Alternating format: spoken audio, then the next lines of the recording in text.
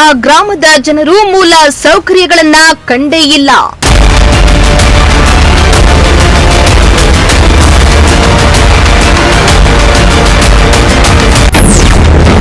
ಕುಡಿಯುವ ನೀರಾಗಲಿ ಚರಂಡಿ ರಸ್ತೆಯಾಗಲಿ ಜನರಿಗೆ ಸಿಗ್ತಿಲ್ಲ. ರೋಡಲ್ಲಿ ಮಳೆ ಬಂದ್ರೆ ಯಾರು ಓಡಾಡಕ್ಕಾಗಲ್ಲ.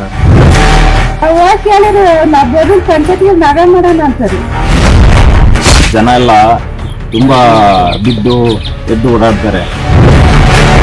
ಈ ಗುಬ್ಬಿ ತಾಲೂಕಲ್ಲಿ ಕೆರೆ ನೀರಿಲ್ದಂತ ಜಾಗ ಯಾವ್ದು ಅಂತ ಕೊಳ್ಳಿಕೆರೆ ಅಂತ ನಾವು ಹೇಳ್ಬೇಕಂದ್ರೆ ಬೆಳಗ್ಗೆ ಮಾರ್ನಿಂಗ್ ಟೈಮು ನೀರು ಬಿಟ್ಬಿಟ್ರೆ ಕಪ್ಪು ತರ ಬರ್ತದೆ. ಹುಷಾರಾಗ್ಲಿಲ್ಲ ಅಂತೇಳಿ ಇನ್ನೊಂದು ತುಮಕೂರ್ಗೆ ಬೆಂಗಳೂರಿಗೆ ಹೋಗ್ತಾರೆ. ಯಾವ್ದಾರ ಜಮೀನು 1 ಕುಂಟೆ 2 ಕುಂಟೆ ಇದ್ರೆ ಅದನ್ನ ಮಾರ್ಕೊಂಡು ಹೋಗಿ ಮನೆ ಹಾಳು ಮಾಡ್ಕೊಂಡು ವಾಪಸ್ ಬಾಡಿ ಕರ್ಕೊಂಡ್ಬರ್ಬೇಕು ಅಂತ ಸ್ಥಿತಿ ನಿರ್ಮಾಣ ಆಗಿದೆ. ಆಮೇಲೆ ಚರಂಡಿ ಒಂಚೂರು ನೀಟ್ನೆಸ್ ಇಲ್ಲ, ಅದರಿಂದಲೇ ಅರ್ಧ ರೋಗ ರುಜಿನಗಳು. ಒಂದೇ ಏನಂದ್ರೆ ಅದು ಕುಡಿದ್ರೆ ತಲೆನೋವು, ಜ್ವರ ಮತ್ತೆ ಚರಂಡಿ ಸ್ವಚ್ಛತೆ ಇಲ್ಲ. ಎಸ್, 21ನೇ ಶತಮಾನದಲ್ಲಿಯೂ ಮೂಲಭೂತ ಸೌಕರ್ಯಗಳು ಸಿಗದೆ ಈ ಗ್ರಾಮ ಸಂಪೂರ್ಣವಾಗಿ ವಂಚಿತವಾಗಿದ್ದು, ಮೂಲಭೂತ ಸೌಕರ್ಯವನ್ನ ಜನರಿಗೆ ಒದಗಿಸುವುದು ಆಯಾ ಗ್ರಾಮ ಪಂಚಾಯಿತಿ, ತಾಲೂಕು ಪಂಚಾಯಿತಿ ಜವಾಬ್ದಾರಿ.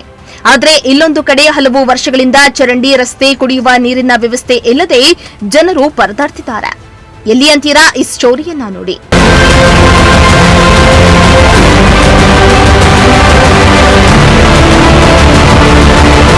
ಹೌದು, ಗುಬ್ಬಿ ತಾಲೂಕಿನ ಕೊಂಡ್ಲಿ ಗ್ರಾಮದಲ್ಲಿ ಇಂತಹದೊಂದು ಅವ್ಯವಸ್ಥೆ ಇದೆ. ವರ್ಷಗಳಾದರೂ ಈ ಗ್ರಾಮದಲ್ಲಿ ಇದುವರೆಗೂ ರಸ್ತೆಗೆ ಡಾಂಬರೀಕರಣವಾಗಿಲ್ಲ. ಇತ್ತ ಮಳೆಗಾಲ ಶುರುವಾಯಿತೆಂದ್ರೆ ಗ್ರಾಮಸ್ಥರು ಹಾಗೂ ಮಕ್ಕಳು ಶಾಲೆಗೆ ತೆರಳಲು ಪರದಾಡುವಂತಾಗಿದೆ.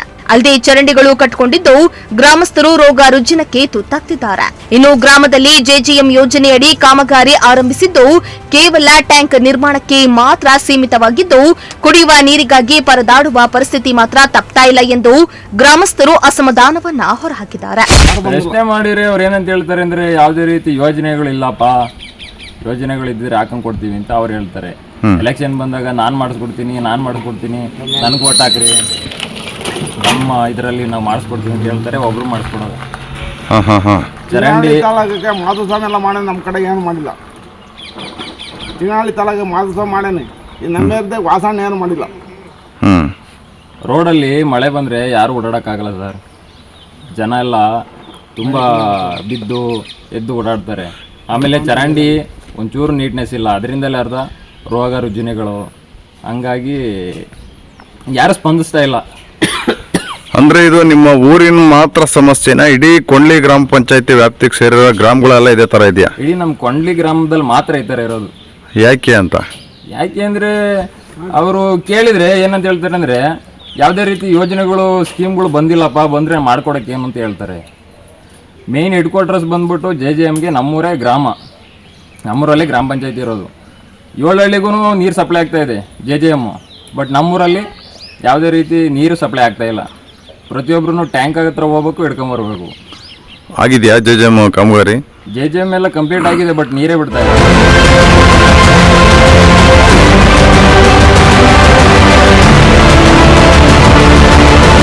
ಇನ್ನು ಗಣಿಬಾಧಿತ ಪ್ರದೇಶವಾಗಿರುವ ಈ ಗ್ರಾಮದಲ್ಲಿ 120ಕ್ಕೂ ಹೆಚ್ಚು ದಲಿತ ಕುಟುಂಬಗಳು ವಾಸವಾಗಿದ್ದು, ಸರ್ಕಾರದ ವಸತಿ ಯೋಜನೆಗಳು ಇದುವರೆಗೂ ಒಂದು ಸಹ ಗ್ರಾಮಕ್ಕೆ ಸಿಕ್ಕಿಲ್ಲ. ಪಟ್ಟಿ ಅನುಷ್ಠಾನ ಆಗಿದೆ ಅಂತಾರೆ, ಆದರೆ ಯಾವುದೂ ಇಲ್ಲಿ ತನಕ ಬಂದಿಲ್ಲ. ಚುನಾವಣೆ ವೇಳೆ ಮಾತ್ರ ರಾಜಕಾರಣಿಗಳು ಬಂದು ಭರವಸೆಯನ್ನ ನೀಡ್ತಾರೆ. ನಂತರ ಯಾವೊಬ್ಬ ಅಧಿಕಾರಿಯೂ ಇತ್ತ ತಲೆ ಹಾಕಲ್ಲ ಎಂದು ಗ್ರಾಮಸ್ಥರು ಆಕ್ರೋಶವನ್ನ ಹೊರಹಾಕಿದ್ದಾರೆ.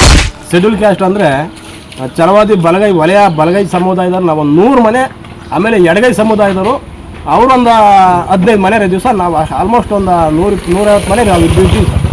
ಇಲ್ಲಿ ಇವತ್ತಿನ ಒಂದು ವಾತಾವರಣ ಅಂತ ಸರ್ಕಾರದಿಂದ ಮನೆ ಬಂದಿಲ್ಲ, ಹಾಕಿಲ್ಲ ಅಂತ ಹೇಳ್ತಾರೆ ಸರ್. ಈಗ ಗಣಿಬಾಧಿ ಪ್ರದೇಶದ ದುಡ್ಡು ಬಂತು, ಅದರಲ್ಲಿ ಮನೆ ಹಾಕಿ ಕೊಡ್ತೀವಿ ಅಂದರು ಸರ್. ಅದು ಏನಾಯ್ತು, ಒಂದೊಂದ್ಸತಿ ಈ ಸತಿ ಏನೋ 7 ಲಕ್ಷ ರೂಪಾಯಿ ಕೊಡ್ತಾರೆ ಅವ್ರು ಮನೆಗೆ ಅಂತಂದರು.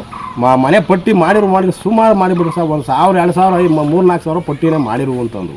ಆ ಪಟ್ಟಿ ಏನು ಅಸ್ತಿತ್ವಕ್ಕೂ ಬರಲಿಲ್ಲ. ಆ ಪಟ್ಟಿ ಹಂಗೆ ಮುಲ್ಕಿ ಬಿದ್ದು ಹೋತು. ರೈತರುಗಳು ಅದನ್ನ ನೆಚ್ಕೊಂಡು ಮನೆ ಕಿತ್ತಾಕ್ಯಂಡೆಲ್ಲ ಗಬ್ಬೆ ಬಿಟ್ಟು ಕುಂತಿರೋರಲ್ಲ ಮೂಲೆ ಕುಂತ್ಬಿಟ್ಟವ್ರು. ಹಿಂಗಾಗಿ ಮನೆದು ಸರ್ಕಾರದ ವತಿಯಿಂದ ಮನೆ ಅಂತೂ ಬಂದಿಲ್ಲ ಸರ್. ಇಲ್ಲಿ ಎಷ್ಟು ವರ್ಷದಿಂದ ಬಂದಿಲ್ಲ? ಸುಮಾರಲ್ಲೇ ಒಂದು 7-8 ವರ್ಷ ಆಯ್ತು ಸರ್ ಮನೆ. ಸರ್ಕಾರದ ವತಿಯಿಂದ ಮನೆಗಳು ಯಾವ ಬಂದಿಲ್ಲ. ಅಂಬೇಡ್ಕರ್ ಅಲ್ಲಿ ಬಂದಿಲ್ಲ, ಇಂದಿರಾ ಆವಾಸ್ ಬಂದಿಲ್ಲ, ಯಾವ ಕೂಡ ಬಂದಿಲ್ಲ ಸರ್. ಇರೋ ಮನೆಗಳು ಏನೋ ಕೆಲಸಗಳು ಮಾಡ್ಕೊಂಡು ಹೋದ್ರೆ ಅವಕ್ಕೂ ಬಿಲ್ಗಳು ಎಲ್ಲ ಒಂದೊಂದು ಸಣ್ಣ ಪುಟ್ಟ ಆಗ್ತವೆ ಅಂತಂತಾರೆ. ಅದೇನೋ ಗೊತ್ತಿಲ್ಲ ಸರ್. ಒಟ್ಟಿನ ಮನೆ ಗ್ರಾಂಟ್ ಯಾವ ಬಂದಿಲ್ಲ ಸರ್. ಈ ಗಣಿ ಬಾಧಿತ ಪಟ್ಟಿ ಮಾಡಿದ್ರು ಅಂತ ಅಂದ್ರಲ್ಲ ಮನೆದು, ಏನಾಯ್ತು ಅದು ಪಟ್ಟಿ ಅಂತ? ಸರ್ ಅದು ಮುಲ್ಕಿ ಬಿದ್ದುಬಿಟ್ಟೈತೆ ಸರ್. ಮುಲ್ಕಿ ಹಾಕ್ಬಿಟ್ಟವ್ರು ಹ್ಮ್. ಅಧಿಕಾರಿ ವರ್ಗದಾಗ. ಅದು ಏನಾಗ್ತದೆ ಗೊತ್ತಿಲ್ಲ ಸರ್. ಈ ಗಡಿಬಾಧಿ ಪ್ರದೇಶ ದುಡ್ಡಿಂದ ಮನೆಗಳು ಬರ್ತವೆ ಅಂತ ಪಟ್ಟಿನೂ ಕೂಡ ಮಾಡಿದ್ರು. ಆ ಪಟ್ಟಿ ಅನುಷ್ಠಾನ ಆಯ್ತು ಅಂತಂದ್ರು. ಅದೇನೋ ತಿರ್ಗಾ ರಿಜೆಕ್ಟ್ ಆಯ್ತು ಅಂತಂದ್ರು ಸರ್. ಅದು ಗೊತ್ತಿಲ್ಲ ನನಗೆ.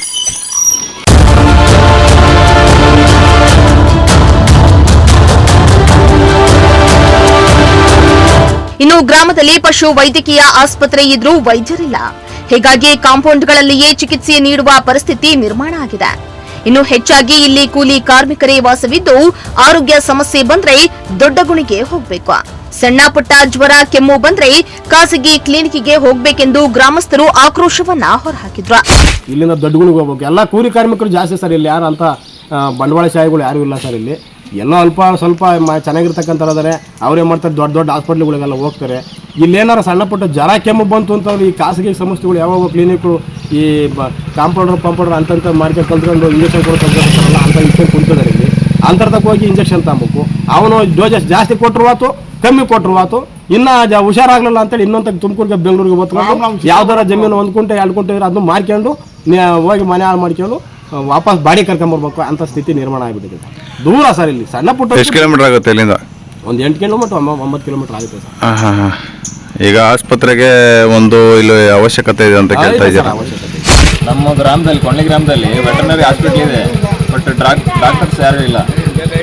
ಕೇಳಿದ್ರೆ ನಮ್ಗೆ ಯಾರು ಪೋಸ್ಟ್ ಮಾಡಿಲ್ಲ ಅಂತ ಅಂದ್ಬಿಟ್ಟು ಬರೀ ಕಾಂಪೌಂಡರ್ಗಳೇ ಬರ್ತಾರೆ, ಟ್ರೀಟ್ಮೆಂಟ್ ಕೊಟ್ಟು ಹೋಗ್ತಾರೆ. ಅದೇ ಹೇಳ್ದಂಗೆ ಡೋಸೇಜು ಮತ್ತೆ ಔಷಧಿ ಏನಾದ್ರು ನಿರ್ಲಕ್ಷ್ಯತೆಯಿಂದವೋ ಪ್ರಾಣಿಗಳೆಲ್ಲವೋ ಬರ್ತಾ ಇದ್ದಾವೆ.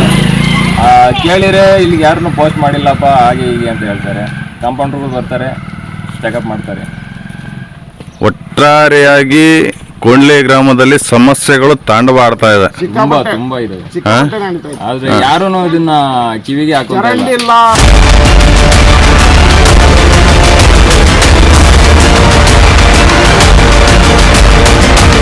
ಅದೇನೇ ಆಗ್ಲಿ, ಕೊಂಡ್ಲಿ ಗ್ರಾಮ ಮೂಲಭೂತ ಸೌಕರ್ಯಗಳಿಂದ ಸಂಪೂರ್ಣ ವಂಚಿತವಾಗಿದ್ದು ಅಧಿಕಾರಿಗಳ ನಿರ್ಲಕ್ಷ್ಯದಿಂದ ಅಭಿವೃದ್ಧಿ ಕುಂಠಿತಗೊಂಡಿದೆ. ಇನ್ನಾದರೂ ಸಂಬಂಧಪಟ್ಟ ಅಧಿಕಾರಿಗಳು ಗ್ರಾಮಕ್ಕೆ ಭೇಟಿಯನ್ನ ನೀಡಿ ಸಮಸ್ಯೆಯನ್ನ ಬಗೆಹರಿಸಬೇಕಾಗಿದೆ.